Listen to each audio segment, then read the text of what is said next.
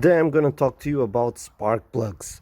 Spark plugs provide the spark in your engine, and they should be changed every 100,000 kilometers or so.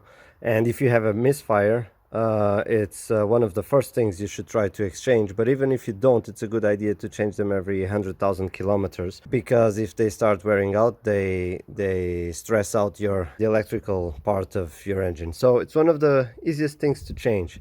I'll unplug this. Is the coil. I'll remove the coil and I'll show you. So this is unplugged. Bolt is out of here. You just take this out. This is the coil. Inside there's the spark plug. All you need is this long ratchet here. You can get it out. So here it is. This is the old spark plug. Just get some new ones, put them back in, and you're good to go.